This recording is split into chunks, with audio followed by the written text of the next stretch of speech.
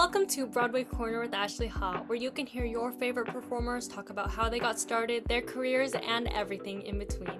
Make sure to follow me on Instagram and Spotify at Broadway Corner with Ashley Ha, and on my main Broadway account at Broadway_Corner on Instagram, TikTok, and YouTube.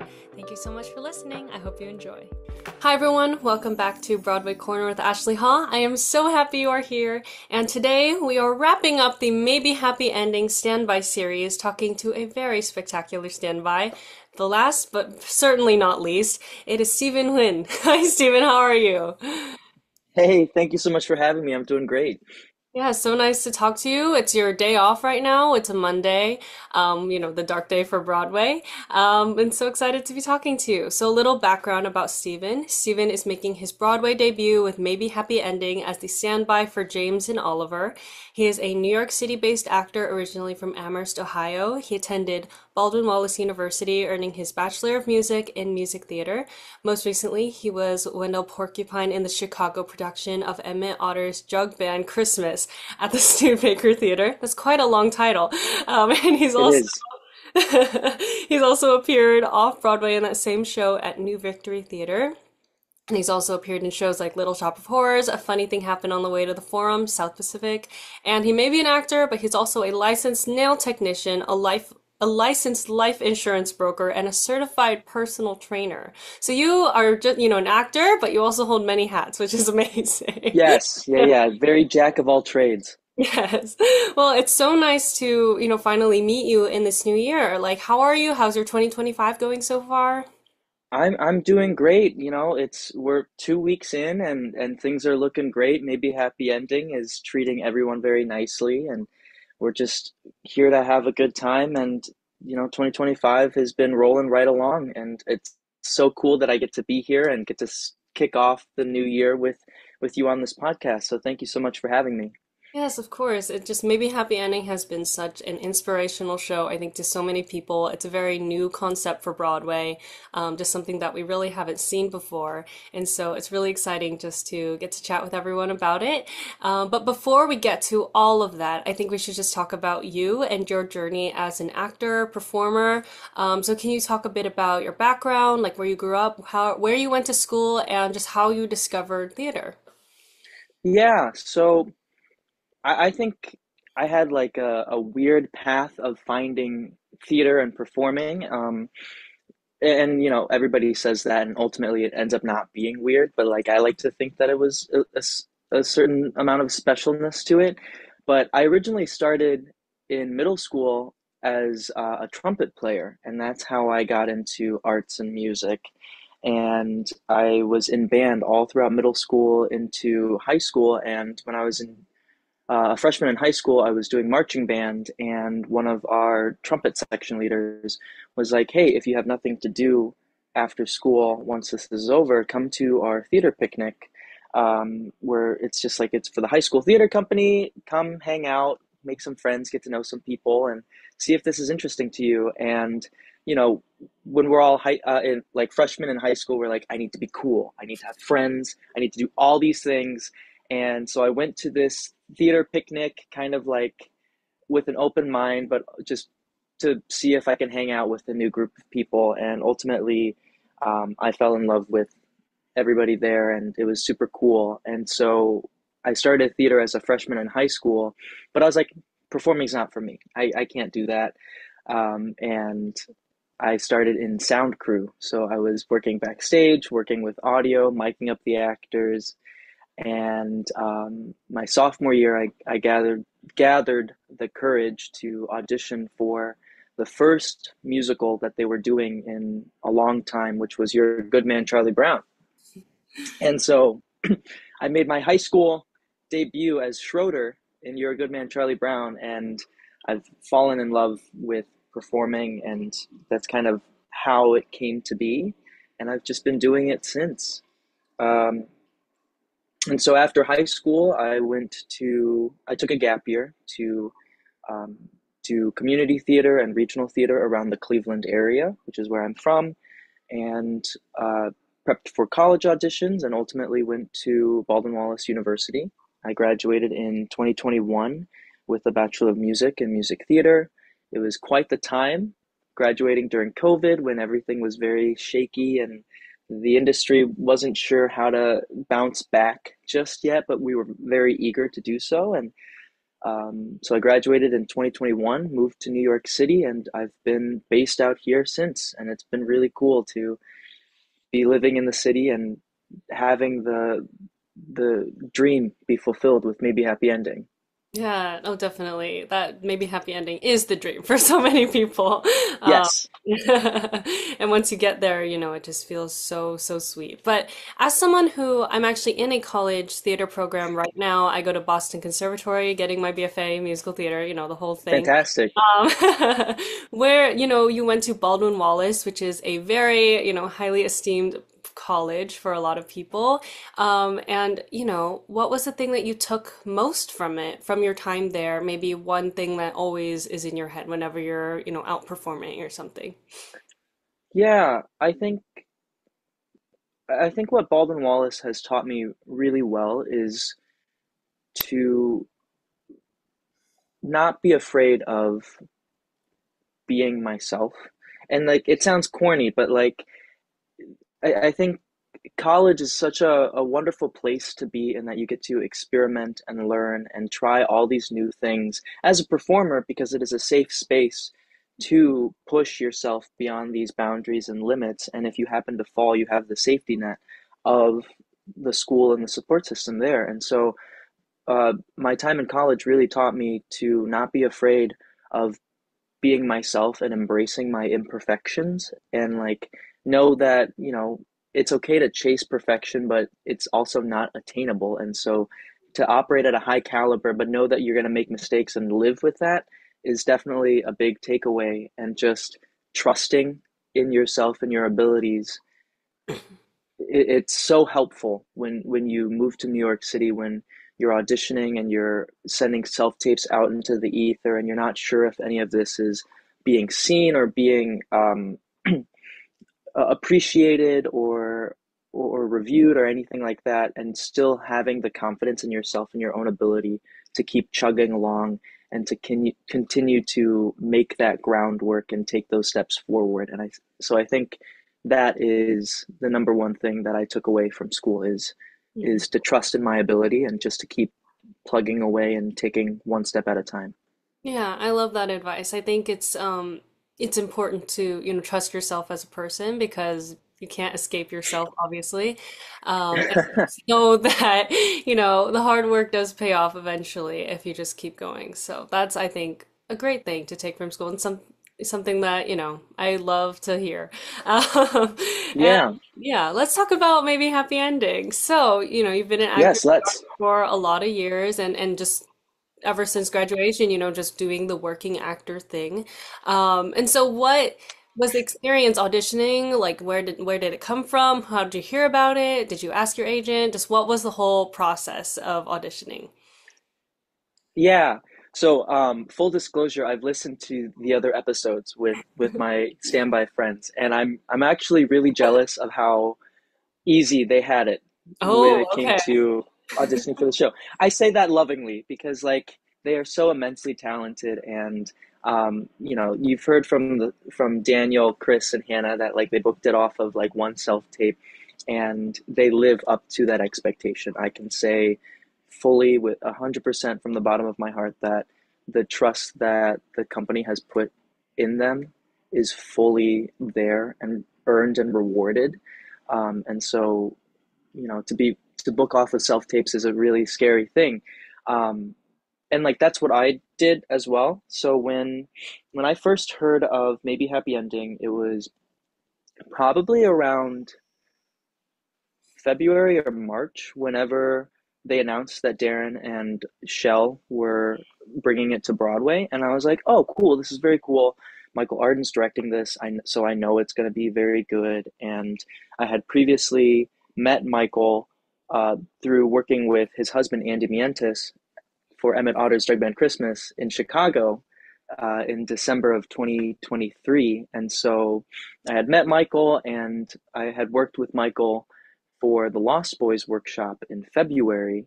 And so when I heard of this, I was like, oh, that's very cool. And then I didn't think anything of it.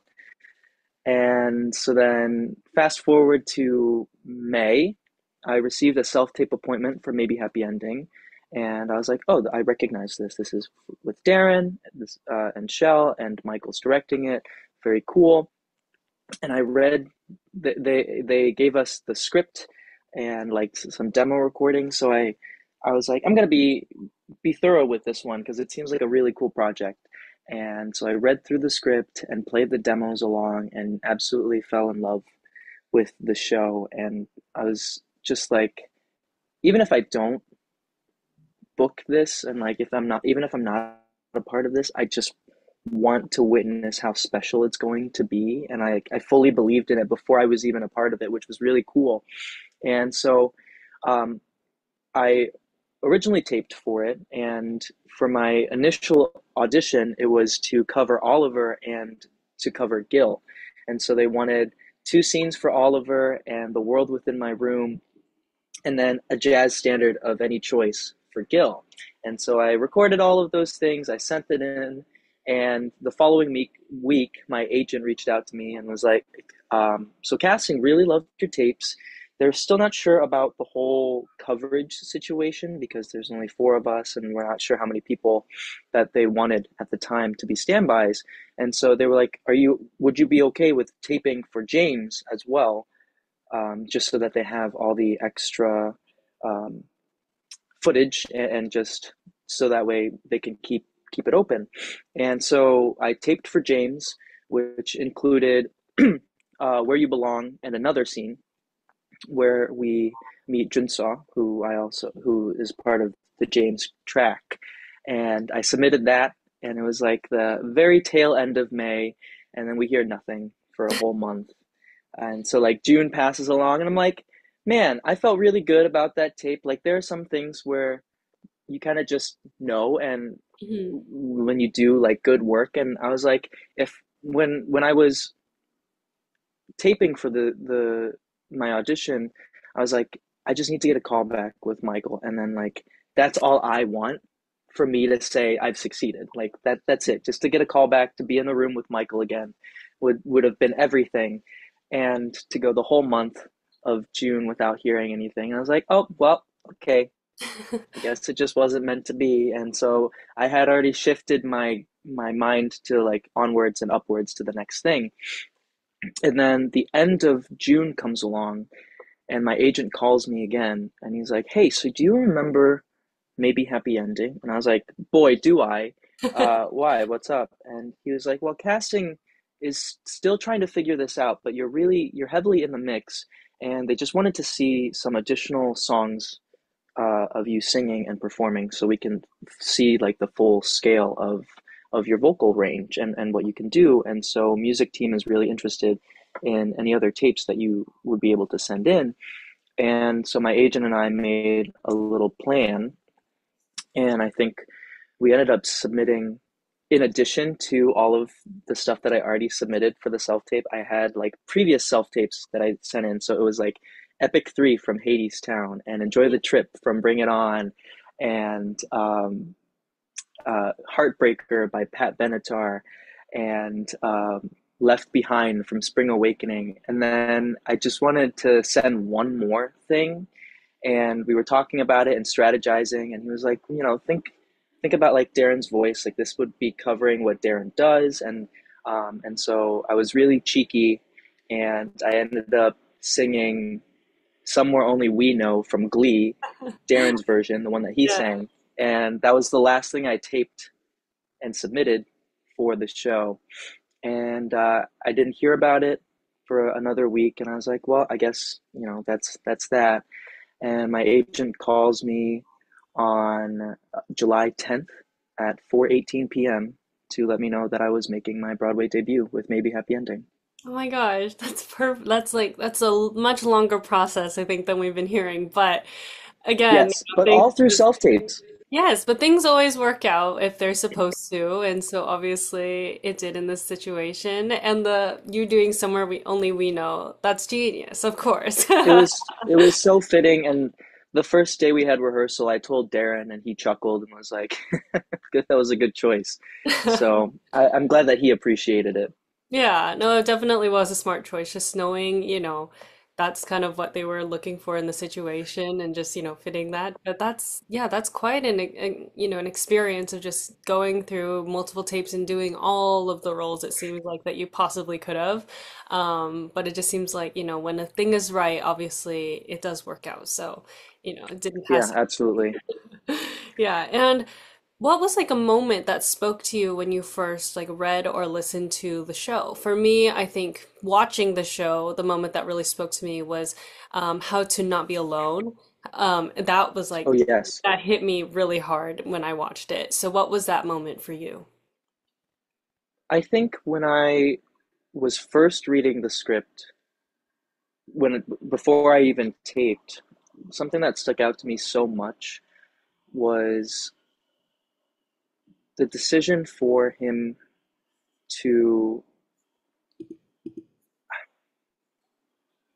oh man, uh, without spoiling the show, obviously. So you and I are in the know, and everybody who has seen the show is in the know, but it's just the finale sequence. It was so sweet and heartwarming, and like I was tearing up while I was reading it, and I was like, this is it. This is something that is so whole and human and heartfelt, and it was so poignant for something that was seemingly about robots, you know. Um, and so the final decision that I will not spoil is what really spoke out to me, and I think audiences will hopefully react the same way I did. hmm Yeah. You have to see you have if you know, you know. So if you haven't Yeah, seen the show yet, go see the show. And if you already know, girls who get it, you know. yes, that's perfect. And do you have like a favorite, just a favorite moment and maybe happy ending that you either love to watch or love to do, either one? Yeah, I because I get to cover both Oliver and James. I get to witness both sides of Where You Belong, and um, it's such a warm hug of a song and like the whole sequence. And so one of the parts of the show that stands out for me when I get to perform it during both put-ins as Oliver or as James is the moment where they're singing together at the piano in Where You Belong, and they're like playing together and like just enjoying that moment. It's so special, and it's the one time that we get to see those two live the dream that Oliver is waiting for. hmm So I think that is one of the highlights of the show for me. And I'm gonna have to copy Hannah a little bit with her answer, but um, when they arrive to Jeju and they're on the ferry and the part where they're saying, "Did you imagine we'd ever make it this far?" It is such a resounding piece of the whole show for me and for the both of us. When I did it during the put in, and like also when I watch the show as an audience member, it's so cool to hear that lyric and think about the journey that like I've taken personally or that we've taken together throughout the show, and that moment to check in, but also the show as a whole to to see how far along it's come with with the journey that it's taken, and like arriving to Broadway and the resounding um just success and love and support that we've received from the audience, and so it's like a gentle reminder every day of just like this is where we are right now. Like, did you imagine we'd ever make it this far? And the answer is no, but always hopefully like yes. You know what I mean? hmm So those are definitely my two favorite parts of the show. Yeah, no, I was definitely going to ask you if you didn't bring it up about what it's like being on both sides of where you belong. Because I'm like, that is a very interesting thing that you are the only person in the whole cast who does that, who gets to be on both of the sides as Oliver and as Yeah. James. And so that's really fun and special. And then obviously, the moment with Claire and Oliver just getting to be like, look at us, look what we've done, and look where we've come from. It's just such a heartwarming moment. And do you have a favorite song in the show? Because I know I it's hard. Yes, there are so many great ones. Um, my favorite song is "How to Not Be Alone," and I know that that's everyone's favorite song, but there's just something about the way that Shell sings it and how the melody's written and the depth of the poetry and the language that just really strikes me in like how complex and yet also simple it is. And so that is my favorite song. It really scratches every part of my brain when I listen to it. Um, and I have to, when I'm performing as Oliver during our put in, I had, and like during our rehearsals, when I'm hearing Hannah sing it too.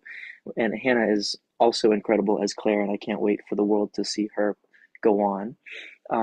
It's really hard for me to not start like crying at how beautiful they both sing the song, and it's even harder because I'm Oliver in that moment watching Terminator 2, and I can't do anything about it. Like you just got to keep it together.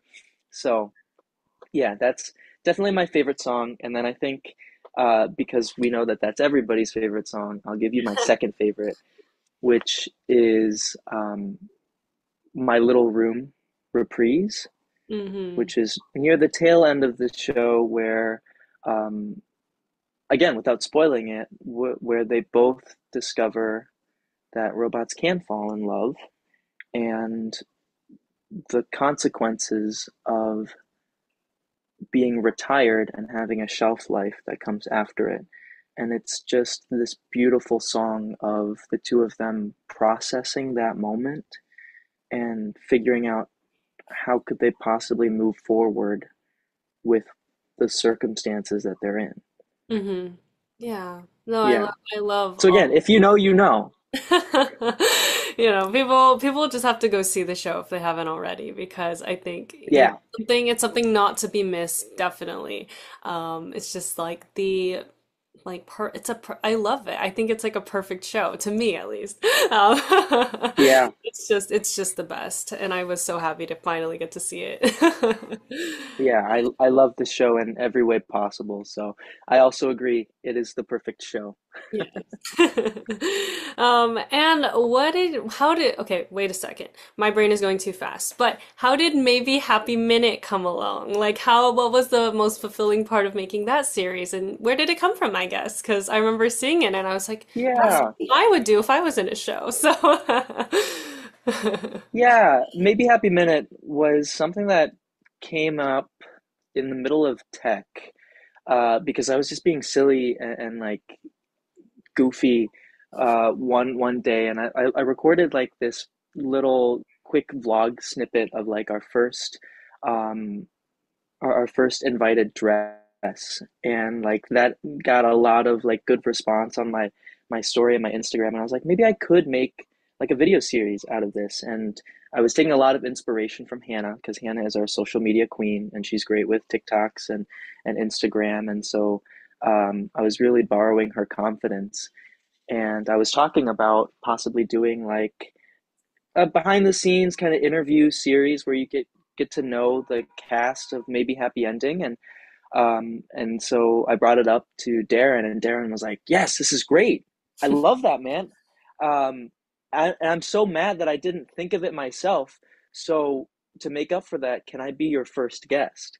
And so to have Darren as my first guest for maybe Happy Minute before I really even knew what it was going to be was really exciting and scary because I was like, what if this ends up not being as good as I imagined? And so I got like the yellow raincoat that we all see Oliver have, and like a red tie, and like my electric toothbrush as a microphone. And we went into my dressing room and recorded a quick interview, and I got some fun questions, and then went straight to editing and had a lot of fun with editing those videos. And I thought it was a great way, especially during previews, to get word out about the show and kind of build some excitement for audiences to kind of know what it is and know who we are and what we do as part of it, um, to do for so that I could help support this show that we've all discovered and loved, and so that's how maybe Happy Minute came to be, and then they just eventually became like silly questions, like how uh what are a few, like this or that Quat edition with Hannah, or what kind of Pokemon team Gil and Oliver would have with Chris, because Chris and I both love Pokemon and video Yeah. games. Uh, what kind of uh, what kind of cocktail or mixed drink that James would have, because Marcus is a very very wonderful whiskey guy, and so he's very versatile and versed with mixology, which is really cool.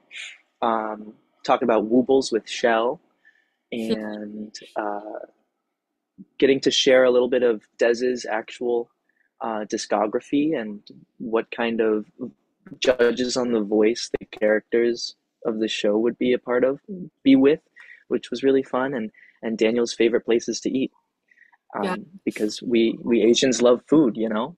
definitely. 100%. Yeah, I think I got everybody. Darren was fun too, because I got to um, give some callbacks to his time on Glee and a Harry Potter musical. Yes, Yeah. very iconic things. And I think I loved when you Yes. were talking to Chris, I think, and then you both were like, okay, we have to go pick up Jollibee right now. We were waiting for Jollibee.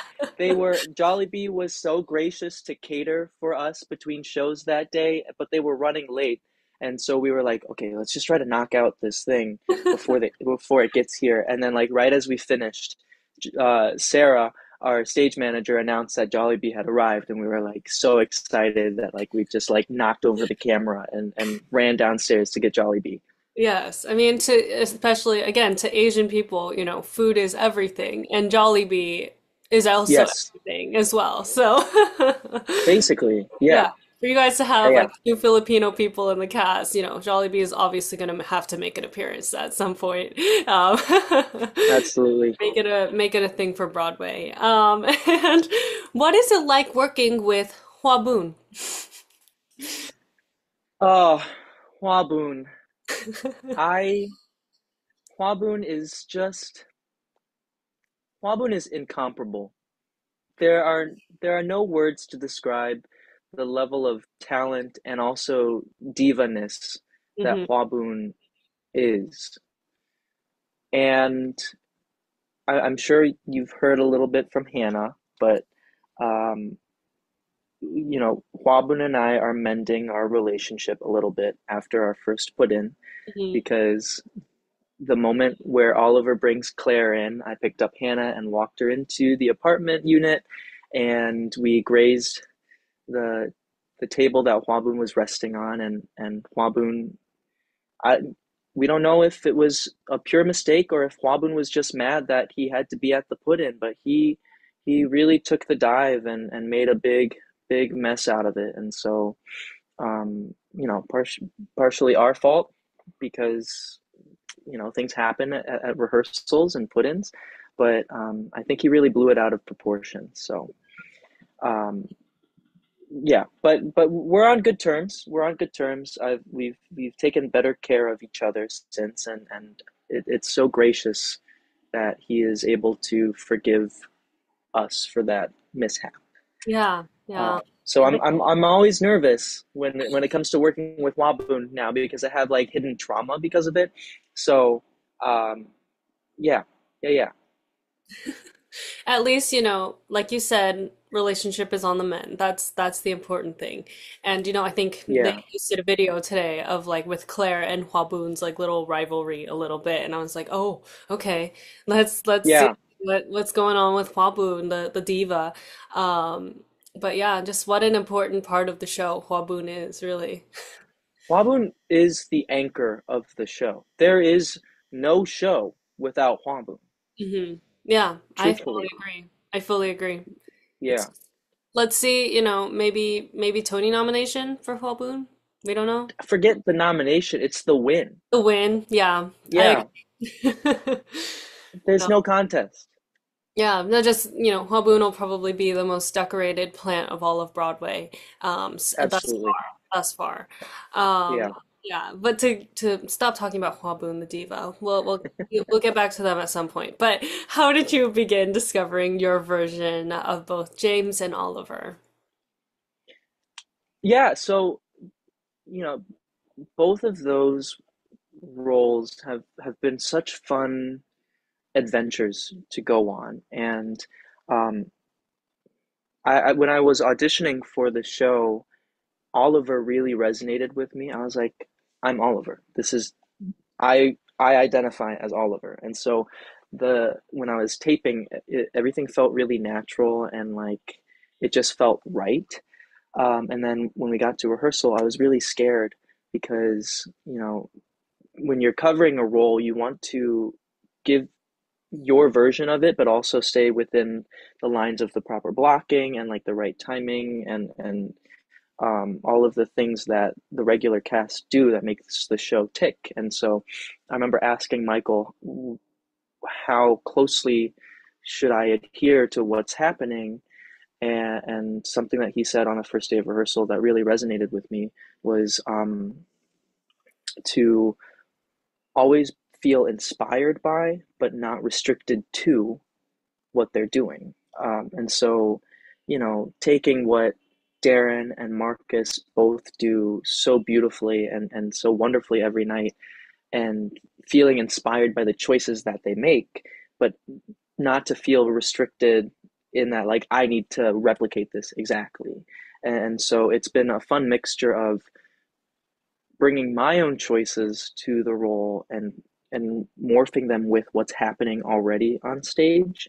And it's great that we have understudy rehearsals and stage management because I have the safety of like bringing my take to the role in rehearsals, and then stage management will like guide me towards like if that's a little too far out of what we need for this show, then it's great. And so they'll they'll guide me along in case I need help. And so it's been really, really wonderful and such a surreal experience to almost as if I'm originating the role and then just receiving notes to Mm, have it fit the way that the show is running, if that yeah. makes sense. Oh, it totally does. I love that. And I think it is always like a fine line of like, where do you step out of that and where do you stay to maybe what's being done already? And I think, it is such a hard thing for standbys and understudies and swings to do where you have to, you're like the replacement, but not really, but kind of. And it's just such an interesting thing to think about, especially as an actor, of like how do you make it your own while also, being what the show needs at the time. And so how did you approach Oliver's like movement as a helper bot? Because I obviously have only seen Darren do it on the stage, and it's such a specific thing, but like I asked Chris and I'll ask you now, like what was it like figuring out what the movement was like for Oliver, since he is not quite as advanced as Claire? Yes. So what was really cool was before we started rehearsals, Chris and I were on a Zoom call with our movement coordinator. His name is Moni, and he workshopped with us for an hour um, about like developing a robot movement vocabulary. And so we spent the hour like working on neck movements and like head tilts and like the way that robots would walk or like bend over because they don't have as many bones and vertebrae as humans do. So like it's much more rigid and solid. And so we worked during that meeting on developing like this foundation of what we know like an android would work and move like, and then building upon that in rehearsals. And so for me, it was having that movement vocabulary and foundation, and then seeing how far I could stay in the robotness until like I'm affected by what's happening in the rehearsal. And so like it just naturally became this mechanical physicality that I have as Oliver, which I think is really cool because, when I step into the role, I'm not thinking too much Mm, about it. It just happens now, which is really cool. And um, it's just one of those things that practice makes perfect. And so every now and then I'm at home and I'm like, how does my how would my head move if I were to do this? And standing up and sitting down. But yeah, it was really cool to have someone meet with us and develop this vocabulary and movement foundation for Oliver. Yeah, no, I love that. I remember when I saw the show and at curtain call, Darren like went back to being like Darren. And so it was funny for like interesting for me to observe him just go from like this very more rigid way of movement to then going back to like how he would normally walk and act and whatever. And so I'm like it's so cool to see actors just be able to do that so naturally. Yeah, Where it's just something that you're not thinking about. And then, when you get to be yourself again, it's just kind of more natural and normal. But again, like the Oliver movement is so specific, but so interesting and so cool to watch. Like especially even just the opening, the moment that you see Oliver on the stage, I'm like, what is going on? Like I did not realize that that is kind of the extent of the movement, but it's so fun to yeah, yeah, it's super cool. yeah. And what do you hope audiences learn from maybe Happy Ending? I think for me, what I learned from Maybe Happy Ending is to kind of come to terms with our limited shelf life, right?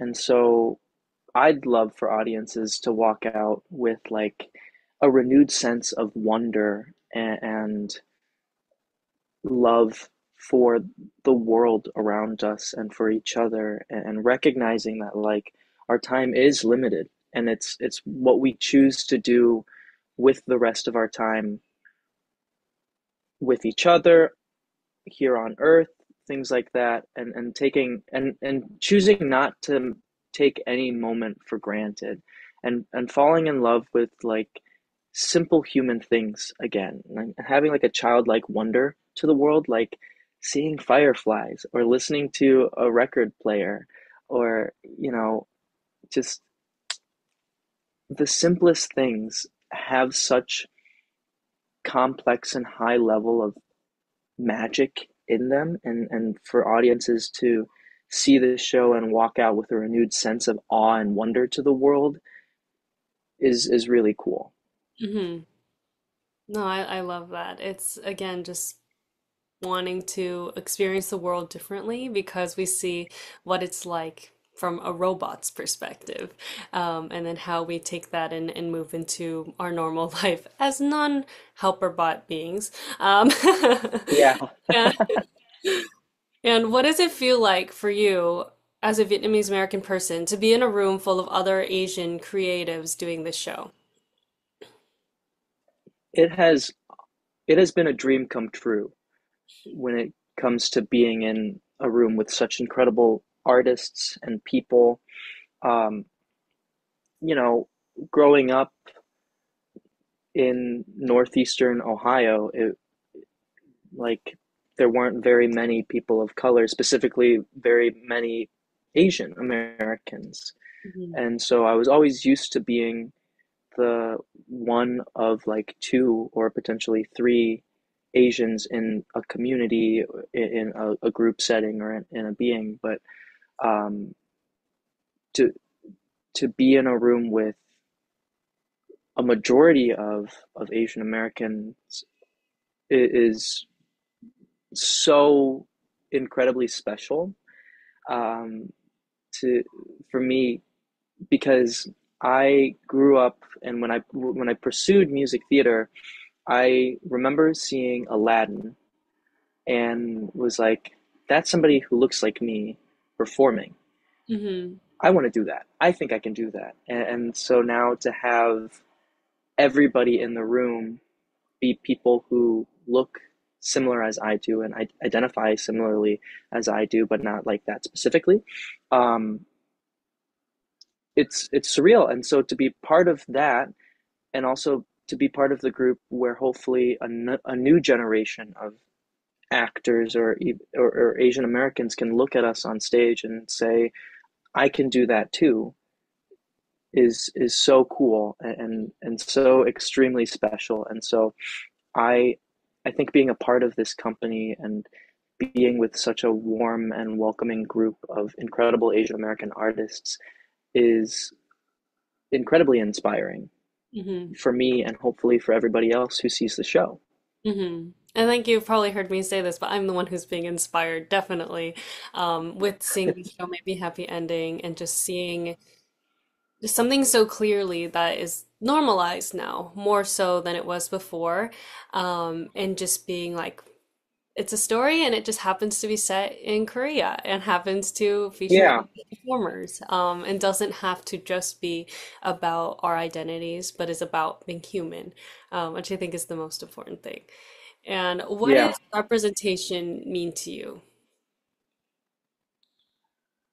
Representation, I touched briefly on it in the last question, is like being able to see yourself on on stage, I guess, and to be a part of that. I think for me, the coolest thing about representation is for an audience member to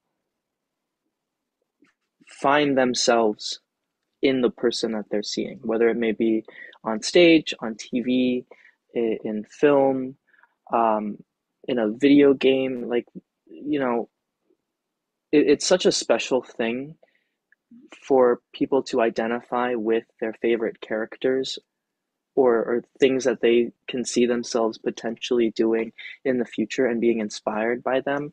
And I think that is the coolest part about having representation on Broadway and TV and film. It's having more people at the table, having seats at the table. And we're not kicking anybody out of the table, but now we're just inviting more people in. So like it's a larger dinner party that where everybody gets to be a part of it and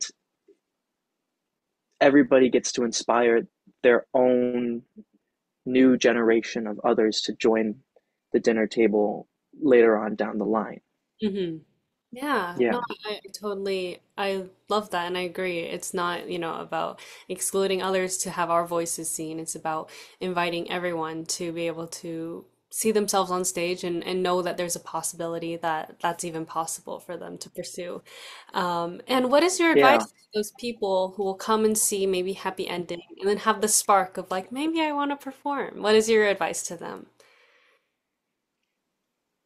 Just go for it, honestly. Like especially, you know, when you're young and you have your whole life ahead of you, what is the harm in trying? Because if you find that spark and you want to pursue it, go for it and have faith and trust in yourself and your ability to pursue this. And if you find later on down the line that that's not the thing that you want to do, that's totally fine, but at least you tried and at least you figured that out, right? And so it's all about the shots that we make or sorry, it's all about the shots that we take, and whether or not we make them is like it doesn't matter. It's the fact that we took the shots to begin with. And so having the courage to follow through is extraordinary and it will help you go so far, not only in this path if you choose to take it, but like anywhere in life that you happen to go afterwards. And so I think it's great advice regardless of just like chase after your dreams.